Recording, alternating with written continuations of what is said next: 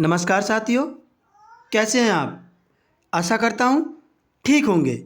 स्वागत है आपका अपने परिवार प्रकाश क्लासेस में। जैसा कि आप थंबनेल देख रहे होंगे, मैं हिंदी की क्लास लेकर आया हूँ जो आगामी एग्ज़ाम के लिए बेहद इम्पॉर्टेंट होने वाली है।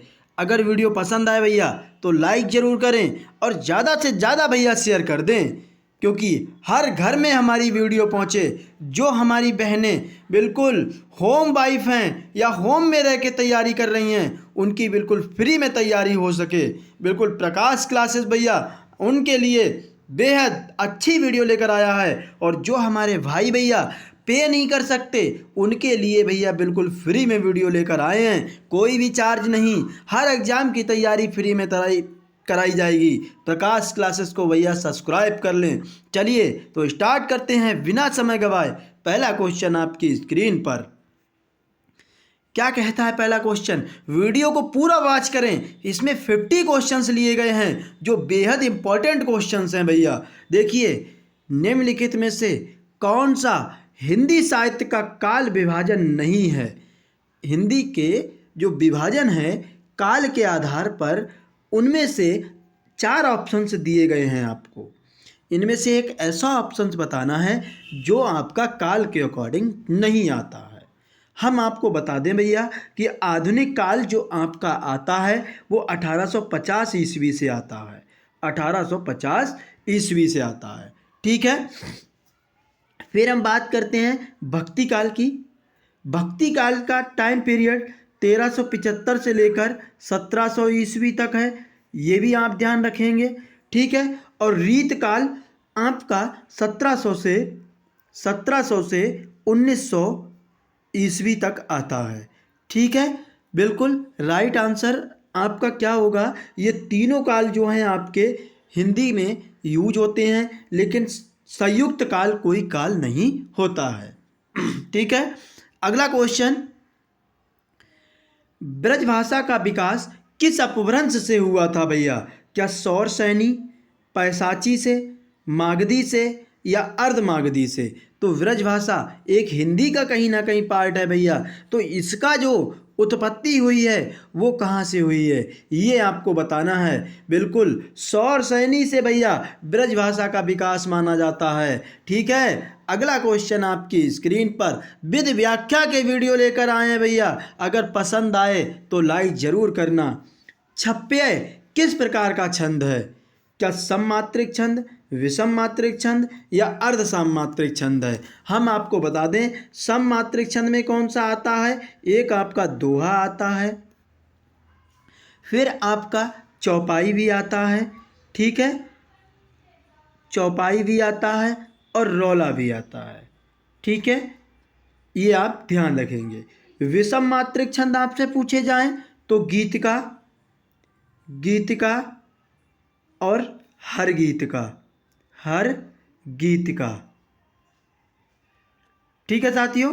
और अर्ध सममात्रिक छंद आपसे पूछा जाए तो ये आपके बरवय, वरवय और उल्लाला, उल्लाला, ठीक है। आशा करता हूँ समझ में आया होगा। फिलहाल हमसे छप्पय पूछा गया है, तो छप्पय ये आपका क्या होता है? विषम मात्रिक छंद होता है, ये आप बिल्कुल ध्यान रखेंगे।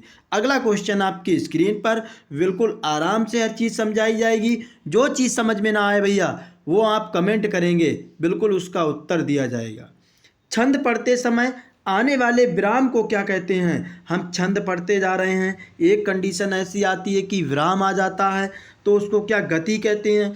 छंद पढ़ने की जो लय होती है भैया उसको तो हम गति कहते हैं। क्या यति कहते हैं, तुक कहते हैं या गढ़ कहते हैं? बेहद इम्पॉर्टेंट क्वेश्चन है, बहुत अच्छे। यानी कि छंद पढ़ते समय जो आने वाले विराम को हम कहते हैं यति, ठीक है। अगला क्वेश्चन, फूल का तत्सम क्या होता है भैया? फूल का तत्सम पूछा गया है आपसे। हम आपको बता दें तत्सम शब्द क्या होते हैं, ध्यान से सुनिए। देखिए, जो संस्कृत भाषा से उठ करके शब्द हिंदी में ज्यों के त्यों यूज हो रहे हैं भैया, उन्हें हम तत्सम कहते हैं। और जो संस्कृत से उठ करके हिंदी में चेंज हो करके भैया प्रयोग हो रहे हैं शब्द, उन्हें हम तद्भव कहते हैं। क्या पुहपु होगा, पुष्प होगा, प्रसून होगा, सुमन होगा। तो फूल का जो तत्सम होता है वो पुष्प होता है। प्रसून, सुमन, ये फूल पुष्प के पर्यायवाची शब्द हैं, पर्यायवाची शब्द हैं। ठीक है साथियों, अगला क्वेश्चन, कर्म का तद्भव शब्द बताइए। क्या काम होता है, कृत होता, क्रिया होता है या कार्य होता है। कर्म तो आपका कौन सा शब्द है, ये आपका तद्भव शब्द है। कैसा शब्द है, तत्सम शब्द, सॉरी तत्सम शब्द है ये आप ध्यान रखेंगे। ठीक है, और इसका हमसे तद्भव पूछा गया है तो क्या होता है, बिल्कुल काम होता है भैया। जो हम काम करते हैं उसको कर्म कहते हैं। ठीक है, अगला क्वेश्चन आपकी स्क्रीन पर, मनरे तन कागद का पुतला, लागे बूंद बिनस जाए छिन में, गर्भ करे क्या इतना, इन पंक्तियों में कौन सा रस है। आपसे रसों का भैया भाव भी पूछा जाता है कि कौन सा स्थायी भाव है, इसमें बेहद इम्पॉर्टेंट है। हम आपको बताते हैं भक्ति रस में, भक्ति रस में कौन सा है, विषयक होता है भैया, कौन सा विषयक होता है। ठीक है, और श्रृंगार रस यानी जिसे रसों का राजा कहते हैं, इसका रति होता है। और करुणा यानी मुझे करुण रस की बात की जाए, जहाँ शोक की बात की जाए वहाँ करुण रस होता है। और शांत रस में निर्वेद होता है। ठीक है, क्या इधर मैं लिख दे रहा हूँ, निर्वेद होता है। ठीक है, ये भी आप ध्यान रखेंगे, निर्वेद होता है। ठीक है, फिलहाल मनरे तन कागद का पुतला, लागे बूंद बिनस जाए छिन में, गर्भ करे क्या इतना, कौन सा रस होगा भैया इसमें, 7 नंबर राइट आंसर, बिल्कुल शांत रस होगा। कहीं ना कहीं निर्वेद की बात की जा रही है। ठीक है, अगला क्वेश्चन, प्रश्न में प्रयुक्त रस के लिए सही विकल्प का चुनिए। हे खग मृग हे मधुकर श्रेणी, तुम देखी सीता मृग रैनी। क्या करुण रस, रौद्र रस, संयोग श्रृंगार रस, यहाँ वियोग श्रृंगार रस। भैया यहाँ पर वियोग की बात की जा रही है, यानी कि जब सीता को उठा के रावण ले जाता है तो उस टाइम जब भगवान शिव को भगवान राम को खग मिलते हैं तो उनसे पूछते हैं वो कि हे खग मृग हे मधुकर श्रेणी, तुम देखी सीता मृग नैनी। तो यहाँ एक वियोग की बात आ रही है, यानी यहाँ पर वियोग रस हो जाएगा। ठीक है, अगला क्वेश्चन, ठीक समय पर आ जाना में कौन सा कारक है भैया। क्या कर्म कारक, करण कारक, संप्रदान कारक, अधिकरण कारक। हम आपको बता दें भैया, कारक 8 प्रकार के होते हैं। हमने कारकों को पीछे वीडियो में बहुत अच्छे से समझाया है, पूरी प्लेलिस्ट बना रखी है, उन प्लेलिस्ट को वॉच करें। बिल्कुल कारक बहुत अच्छे से समझाया है। फिलहाल कारक 8 प्रकार के होते हैं। तो कर्म, कर्ता ने कर्म को भैया जहाँ को की विभक्ति हो वहाँ कर्म कारक होगा, जहाँ से की विभक्ति आ जाए या साधन के रूप में से यूज हो तो वहाँ पर आपका करण कारक होगा। संप्रदान के लिए यानी या फिर दान की चीज़ होगी। अधिकरण में और पर होता है, हमसे पर विभक्ति भी देखनी पड़ेगी। ठीक समय पर किस में आ रहा है, अधिकरण में, तो क्या होगा राइट आंसर, बिल्कुल भैया अधिकरण हो जाएगा। ठीक है, अगला क्वेश्चन, निम्नलिखित में से कौन सा शब्द स्त्रीलिंग में प्रयुक्त होता है। अब हिंदी में लिंग 2 प्रकार के होते हैं, ये आपको एक पुरुष लिंग होता है और एक स्त्रीलिंग होता है। पुरुष लिंग आपको पहचानने की हम ट्रिक बताते हैं, बिल्कुल पहचानने की आपको ट्रिक बताते हैं। क्या ट्रिक होती है, देखिए, अगर आपका मेल साउंड आए, किसी भी वर्ड को बोलने पर मेल साउंड आए तो आपका भैया वहाँ क्या होगा, पुरुष लिंग होगा। कौन सा, पुरुष लिंग होगा। ठीक है, और अगर किसी भी वर्ड को बोलने पर फीमेल साउंड आ जाए तो भैया क्या होगा वहाँ पे, तो वहाँ पे स्त्रीलिंग होगा। क्या, स्त्रीलिंग होगा। ठीक है, बिल्कुल बहुत अच्छे से समझा रहे हैं हम। बिल्कुल कोई भी प्रॉब्लम है वीडियो में तो आप कमेंट कीजिए, प्रकाश क्लासेस उसको सुधारने की कोशिश करेगा। बोलिए भैया, ऋतु चल रही है, ठीक है। पंडित आ गया, यानी आई नहीं है, पंडित आ गया है भैया। हंस उड़ गया, तो गया मेल साउंड आ रहा है। आचार्य हुआ मुझे भैया, तो क्या है ये बिल्कुल आपके मेल साउंड के ऊपर डिपेंड है। और ऋतु चल रही है तो ये आपका फीमेल साउंड में आ रहा है, तो इसीलिए ये हमारा क्या होगा, स्त्रीलिंग शब्द होगा। अगला क्वेश्चन, बहुब्रीहि समास का उदाहरण कौन सा होता है।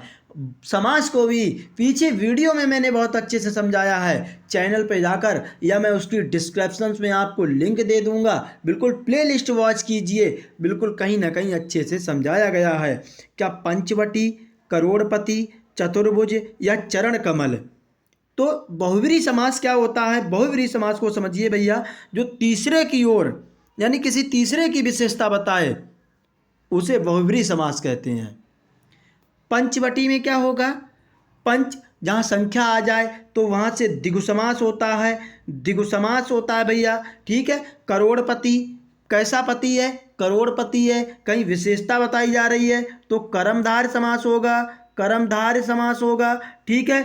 और चतुर्भुज, यहाँ भी द्विगु समास है, क्योंकि चरण कमल, सॉरी यहाँ द्विगु नहीं होगा, 1 मिनट, ठीक है। चरण कमल, कमल कैसे हैं, चरण के समान है भैया, तो कर्मधारय समास होगा, कर्मधारय समास होगा, जहाँ विशेषता बताई जाए वह कर्मधारय समास होता है, ठीक है। फिलहाल चतुर्भुज यानी जिसकी 4 है भुजाएं भैया, वो कौन होते हैं, कमेंट करना, यही आपका बहुब्रीहि समास हो जाएगा, ठीक है। अगला क्वेश्चन आपकी स्क्रीन पर, इस समास में पहला पद संख्यावाचक होता है। किस समास में, अभी हमने आपको बताया पहला पद संख्यावाची हो जाए तो वहाँ पर आपका द्विगु समास होता है। अव्ययीभाव समास में पहला पद गौड़ और दूसरा पद प्रधान, ठीक है। और द्वंद्व समास में दोनों पद क्या होते हैं, प्रधान होते हैं और योजक चिन्ह लगा होता है। इनके एग्जाम्पल देखिए भैया, यथाशक्ति, यथाशक्ति इसमें, ठीक है। द्वंद्व समास में आप देखिए दिन रात, दिन रात, ठीक है। और कर्मधारय समास जहाँ विशेषता बताई जाए, किसी भी वर्ड की विशेषता बताई जाए तो वहाँ कर्मधारय समास होता है। जैसे नीलांबर, नीलांबर, नीलांबर का मतलब क्या होता है, अंबर कैसा है भैया, नीला है, लेकिन जहाँ पहला पद संख्यावाची होता है वहाँ द्विगु समास होता है, ठीक है। अगला क्वेश्चन, यशोदा में प्रयुक्त संधि का नाम क्या होगा भैया। हम क्या करते हैं, संधियाँ आपकी 3 प्रकार की होती हैं, स्वर संधि, व्यंजन संधि और विसर्ग संधि। किसी का भी अगर हमें संधि पता करनी है तो उस शब्द को तोड़ लीजिए, तो इसका संधि विच्छेद क्या होगा, यसा धन दा, ठीक है, यसा धन दा। तो ये आप देखिए ये क्या आ रहा है, तो ये भैया विसर्ग आ रहा है, तो इसीलिए इसमें विसर्ग संधि हो जाएगी, ठीक है।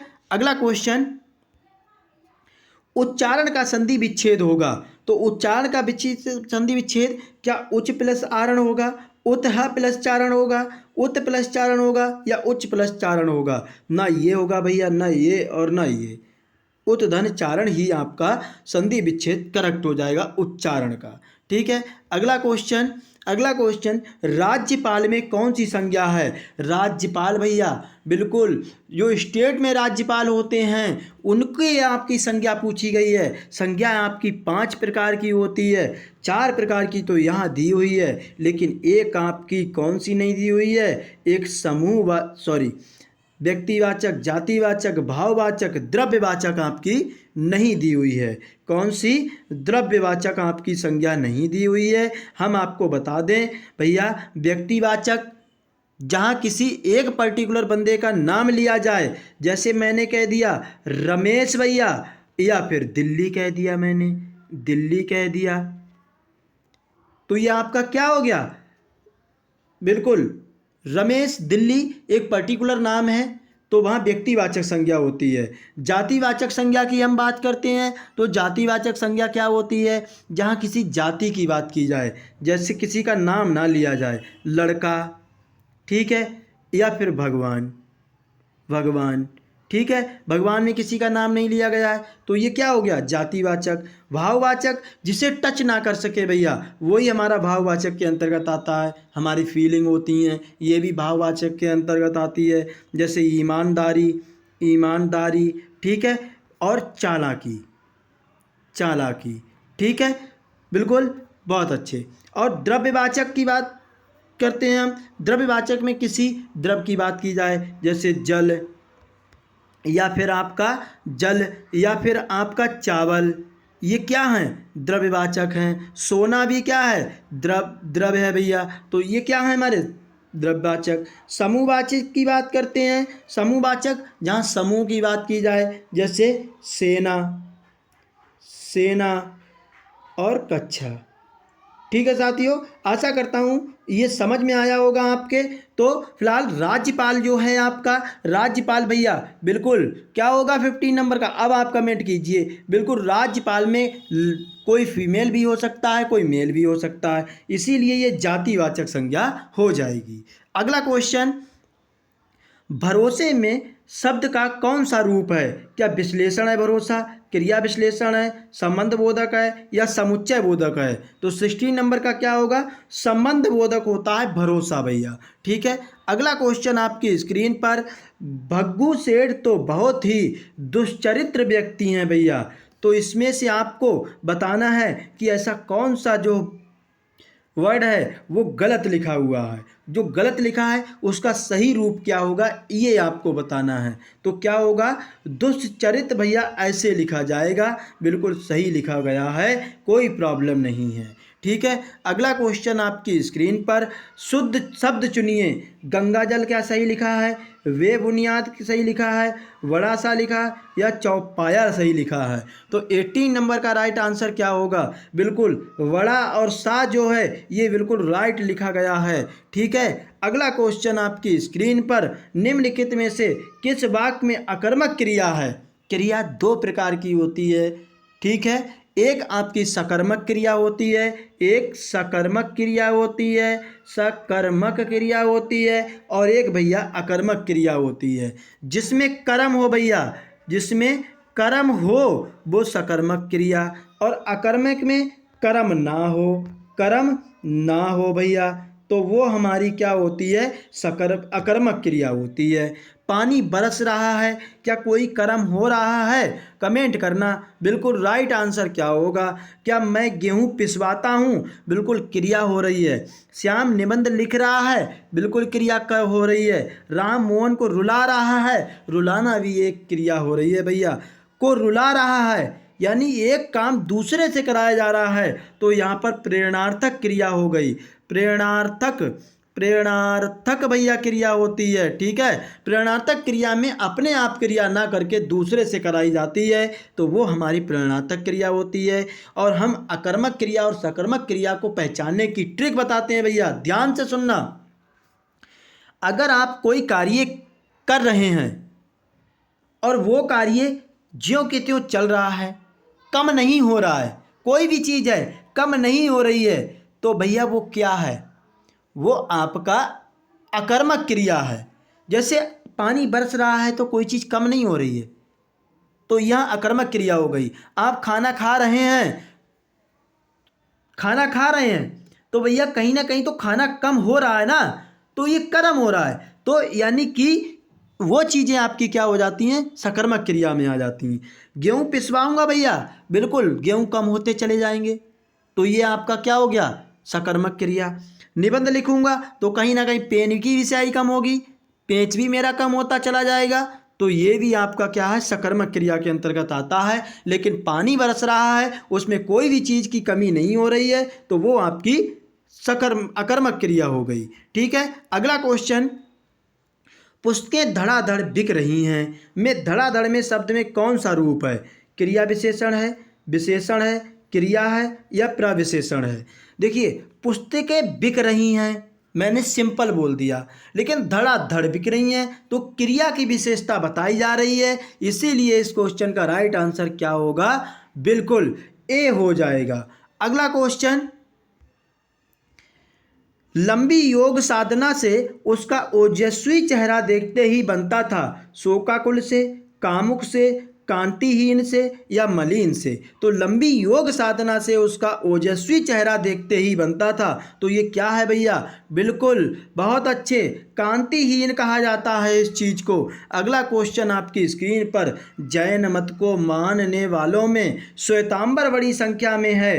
क्या है भैया? श्वेतांबर क्या है ये पूछा गया है आपसे। क्या दिगंबर, नीलांबर, अंबर या पीतांबर? तो क्या होगा?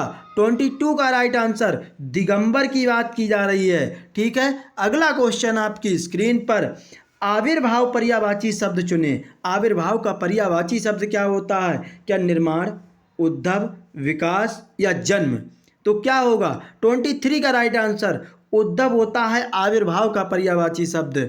अगले क्वेश्चन आपकी स्क्रीन पर, आसिक्त का पर्यायवाची शब्द चुनिए। अनुभूति होता है, अनुरक्ति होता है, भक्ति होता है या श्रद्धा होता है? तो आसक्ति का पर्यायवाची शब्द जो होता है वो अनुरक्ति होता है। अगला क्वेश्चन, काटो तो खून नहीं, पीड़ा शांत हो जाना कहा जाता है, बिल्कुल निर्जीव हो जाना कहा जाता है, भय के कारण स्तंभबद्ध हो जाना कहा जाता है या गुस्सा शांत हो जाना कहा जाता है? काटो तो खून नहीं भैया, ये तो बहुत ही कहावत कही जाती है। भय के कारण स्तंभ हो जाना, यही काटो तो खून नहीं का एग्जाम्पल है।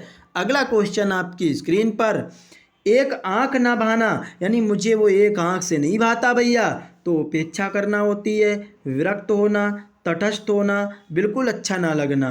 तो क्या होगा? 26, वेरी गुड, बिल्कुल मुझे अच्छा नहीं लगता है, इसीलिए मैं तो कहता हूँ भैया एक आंख नहीं भाता है वो मुझको। अगला क्वेश्चन आपकी स्क्रीन पर, एक आंख ना भाना, सॉरी साथियों रिपीट हो गया है, बिल्कुल। अगला क्वेश्चन आपकी स्क्रीन पर, 3 बेर खाती थी तो वो 3 बेर खाती है, यानी 3 बेर खाती है एक बार में और दिन में 3 बार खाती है। तो अनुप्रास अलंकार, यमक अलंकार, श्लेष अलंकार या रूपक अलंकार होगा? आपसे बोला जाए जहाँ शब्दों का रिपीटेशन हो जाए, यानी एक शब्द 2 बार आए भैया, तो वहाँ पे यमक अलंकार मारना आंख बंद करके। और वर्णों का रिपीटेशन हो जाए तो वहाँ पर अनुप्रास अलंकार मारना। ठीक है, अगला क्वेश्चन, प्रमत्त स्वेच्छाचारी का मतलब क्या है? 29 का राइट आंसर क्या होगा? कमेंट करना। वेरी गुड भैया, बिल्कुल। क्या उन्मत्त होगा, क्या प्रपीड़ित होगा, क्या परितप्त होगा या उत्कृष्ट होगा? प्रमत्त स्वेच्छाचारी का मतलब क्या होता है? बिल्कुल बहुत अच्छे, वेरी गुड भैया, उन्मत्त होता है। ठीक है, अगला क्वेश्चन आपकी स्क्रीन पर, कनक धतूरा का मतलब क्या होगा? कनक का मतलब एक धतूरा भी होता है और कनक का एक दूसरा और मतलब होता है, वो आपको बताना है। तो क्या होगा? क्या प्रसाद, कसौटी, आभूषण या सोना? तो हम आपको बता दें, बिल्कुल भैया, कनक का दूसरा मतलब सोना भी होता है। क्या? सोना भी होता है। ठीक है, यानी डी करेक्ट आंसर होगा इसका। अगला क्वेश्चन आपकी स्क्रीन पर, ए राकेश यहाँ आओ, इस वाक्य में कौन सा कारक है? क्या अधिकरण कारक, संबोधन कारक, कर्ता कारक, करण कारक? हे राकेश, हे होगा, हे और अरे मैंने सबको आपको बताया भैया, तो कहीं ना कहीं वो संबोधन की बात कर रहा है। बिल्कुल, क्या राइट है भैया? बिल्कुल, बहुत अच्छे। अगला क्वेश्चन आपकी स्क्रीन पर, सीमा कुत्ते से डरती है, इस वाक्य में कौन सा कारक है? कुत्ते से डरती है भैया, कहीं ना कहीं अलगाव की बात हो रही है। जहाँ अलगाव की बात हो तो वहाँ अपादान कारक मारना। करण कारक साधन के रूप में से आएगा, इसमें अपादान के लिए से आएगा, यानी अलगाव के लिए से आएगा। ठीक है, और कर्म, कर्ता ने भैया, कर्म को कारक आएगा। संबोधन आपका हे आता है और अरे भी आता है। ठीक है, यानी कि इसमें कुछ सीमा कुत्ते से डर रही है, कहीं ना कहीं अलगाव की बात हो रही है, तो इसीलिए अपादान कारक हो जाएगा। अगला क्वेश्चन आपकी स्क्रीन पर, वह लाचार है क्योंकि वह अंधा है। इस वाक्य में कौन सा अव्यय है? संकेतवाचक, कारणवाचक, परिमाणवाचक या संबंधवाचक? तो क्योंकि वह अंधा है भैया, तो वो कहीं ना कहीं किसकी बात की जा रही है? कारण है एक, इसीलिए तो भैया वो लाचार है। अगला क्वेश्चन, अगला क्वेश्चन कहता है, ऐसा लगा मानो बम फटा हो। वाक्य में कौन सा अव्यय है? अव्यय की बात की जा रही है, बताइए भैया। स्वरूप बोधक होगा, संकेत बोधक होगा, उद्देश्य बोधक होगा या कारण बोधक होगा? ऐसा लगा मानो बम फटा हो, तो क्या होगा? 34 का राइट आंसर, बिल्कुल स्वरूप बोधक भैया, क्योंकि उसकी तरह मैंने तुलना की है। कोई चीज़ फटा गुब्बारा और मैंने सोच लिया भैया बम फटा, तो एक कहीं ना कहीं स्वरूप की बात हो रही है। संकेत, आपको कोई ना कोई संकेत होगा। अगला क्वेश्चन आपकी स्क्रीन पर, कहावत शब्द में प्रयुक्त प्रत्यय कौन सा है? हम आपको बता दें, प्रत्यय क्या होते हैं। किसी भी शब्द में, किसी भी शब्द में, ऐसे शब्द किसी भी शब्द में पीछे जुड़ करके उस शब्द का अर्थ चेंज कर दें, वो आपके प्रत्यय कहलाते हैं। एक दूसरा होता है उपसर्ग। उपसर्ग ऐसे शब्द जो किसी दूसरे शब्द में आगे जुड़ करके उसका अर्थ चेंज कर दें, उसे हम क्या कहते हैं? उपसर्ग कहते हैं। लिख लीजिए, उपसर्ग में कोई शब्द कहाँ जुड़ता है भैया? आगे जुड़ता है, ठीक है, आगे जुड़ता है। और प्रत्यय में कहाँ जुड़ता है? प्रत्यय में कहाँ जुड़ता है भैया? बिल्कुल, प्रत्यय में कहाँ जुड़ता है? पीछे जुड़ता है, ठीक है। कहावत में प्रत्यय आपसे पूछा गया है, कहा और वत। 35 आवत, कहे आवत, एक कहे एक वर्ड है और इसमें आवत जोड़ दिया गया तो कहावत बन गया भैया, ठीक है। अगला क्वेश्चन, उपसर्ग का प्रयोग होता है, अभी हमने बताया भैया, आदि में होता है, मध्य में होता है, अंत में होता है या कोई नहीं। आदि का मतलब भैया पहले, ये भी ध्यान रखना। तो इसमें क्या हो जाएगा? शब्द के आदि में उपसर्ग का प्रयोग किया जाता है। अगला क्वेश्चन, गांधी जी का राम राज्य का स्वरूप आज तक नहीं हुआ डैश डैश, आपको फिलिप करना है। साकार, स्वीकार, आकार या निराकार? तो 37 का राइट आंसर क्या होगा? साकार। गांधी जी का राम राज्य का स्वप्न भैया आज तक साकार नहीं हुआ, राइट आंसर ये हो जाएगा।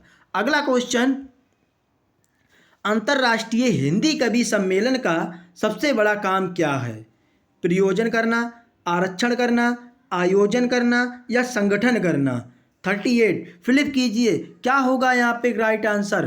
बिल्कुल, बहुत बढ़िया, अंतर्राष्ट्रीय हिंदी कवि सम्मेलन का आयोजन स्वयं में बड़ा काम है, ठीक है, ना कि प्रयोजन, ना कि आरक्षण, ना कि संगठन।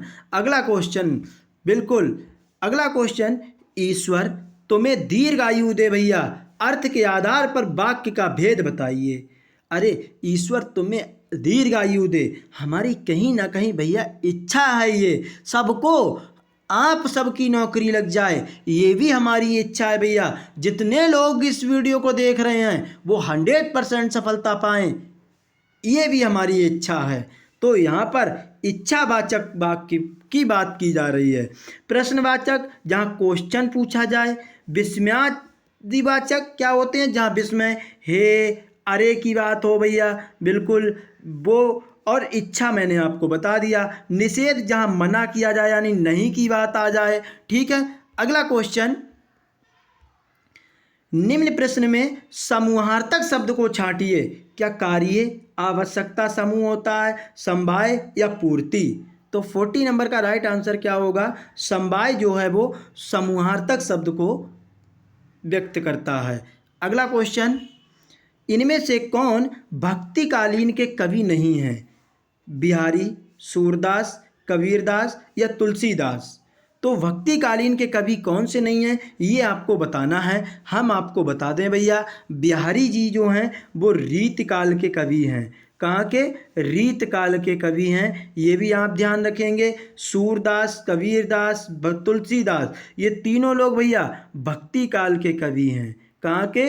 भक्ति काल के कवि हैं। ये आपको बड़ा इम्पोर्टेंट है, क्वेश्चन पे स्टार लगा लेना, कहीं ना कहीं आपसे पूछा ही जाना है। बिल्कुल, बहुत अच्छे। अगला क्वेश्चन भी आपकी स्क्रीन पर क्या कहता है? हाड़ौती बोली कहाँ की है?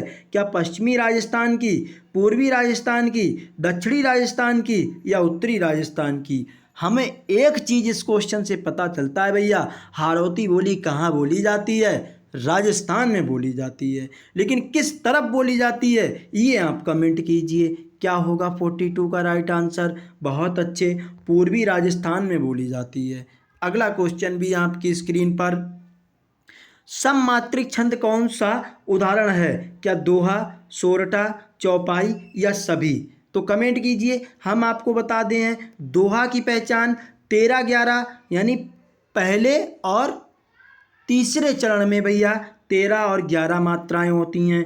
13 और 11 मात्राएं होती हैं। सोरठा जो आपका, बिल्कुल बहुत अच्छे, सोरठा जो है दोहा का उल्टा होता है, 11-13 मात्राएं आ जाती हैं। चौपाई में 16-16 मात्राएं होती हैं प्रत्येक चरण में। ठीक है, तो सममात्रिक छंद की बात की जा रही है, कौन सा होगा? बिल्कुल बहुत अच्छे, चौपाई ही आपका सममात्रिक छंद है। ठीक है, इसमें 13-11 तो ये विषम मात्रिक छंद हो गए, चौपाई में 16 यानी सममात्रिक छंद। अगला क्वेश्चन, किस छंद का प्रथम व अंतिम शब्द एक सा होता है? क्या कुंडलियाँ, रोला? हमने आपसे बोला भैया अगर ये लय से स्टार्ट हुआ तो लय पे ही समाप्त होगा। ठीक है, ये चलता आ रहा है, चलता आ रहा है, तो लास्ट वाला भी वर्ड लय ही होगा। तो ऐसा कौन सा छंद है? क्या दोहा, क्या सोरठा? तो कमेंट करना। 44 का राइट आंसर क्या होगा? कुंडलियाँ होगा भैया। बिल्कुल, बहुत बढ़िया। अगला क्वेश्चन आपकी स्क्रीन पर, तद्भव शब्द कौन सा है? हमने पीछे आपको वीडियो में बताया भैया तद्भव क्या शब्द होते हैं। क्या सकट, घात, कांच या गोपाल? तो कौन सा होगा? 45 का। बिल्कुल बहुत अच्छे, बिल्कुल बहुत बढ़िया भैया, घात जो है आपका वो तद्भव शब्द है। ठीक है, अगला क्वेश्चन आपकी स्क्रीन पर, तत्सम शब्द का चयन कीजिए। क्या तेल, तैल, तिल या तिल? तो 46 का राइट आंसर क्या होगा? तत्सम पूछा जा रहा है तो ये तिल जो आपका होता है वो भैया तत्सम शब्द होता है। नहीं सॉरी, तैल जो है आपका वो तत्सम शब्द होता है। अगला क्वेश्चन आपकी स्क्रीन पर, किस रस को रसराज कहा जाता है? क्या श्रृंगार रस, वीर रस, शांत रस या करुण रस को? तो 47 का राइट आंसर क्या होगा? श्रृंगार रस को भैया रसों का रसराज राजा कहा जाता है। अगला क्वेश्चन, विस्मय स्थायी भाव किस रस में होता है? क्या हास्य, शांत, अद्भुत या विवत्स? तो विस्मय कहाँ होगा भैया? बिल्कुल विस्मय, बहुत अच्छे, वेरी गुड, बहुत अच्छे, वेरी गुड, बहुत बढ़िया। किस में होगा? विवत्स में भैया कहीं ना कहीं विस्मय होता है। नहीं भैया, अद्भुत चीज आती है तो विस्मय होता है। अगला क्वेश्चन आपकी स्क्रीन पर, लिंग बताइए मनगढ़ंत, यानी मनगढ़ंत जो है भैया क्या पुल्लिंग होगा? क्या स्त्रीलिंग? सॉरी, ये टाइपिंग वाले ने गलतियां कर दी हैं भैया, स्त्रीलिंग, इसके लिए बेहद सॉरी प्रकाश क्लासेस की तरफ से। क्या होगा? लिंग बताइए मनगढ़ंत, मेरी मनगढ़ंत बातें हो रही हैं, मनगढ़ंत काम हो रहा है, तो क्या है इसमें? 49 का राइट आंसर बिल्कुल पुल्लिंग शब्द है भैया। ठीक है, अगला क्वेश्चन आपकी स्क्रीन पर, भारतीय शब्द का बहुवचन क्या होता है? क्या भारतीयों, भारती, भारतीयों या इनमें से कोई नहीं? तो भारतीयों जो ये वाला ए करेक्ट हो जाएगा। साथियों, ये वीडियो आपको कैसी लगी एक बार ज़रूर कमेंट करना। अगर कोई भी प्रॉब्लम है भैया तो कमेंट करके मुझे ज़रूर बताएं। बिल्कुल प्रकाश क्लासेस उसको सुधारने की कोशिश करेगा। अगर वीडियो पसंद आई तो लाइक करें, चैनल को तो सब्सक्राइब कर ही लें भैया, क्योंकि हर एग्ज़ाम की तैयारी बिल्कुल फ्री में होने वाली है। जय हिंद साथियों।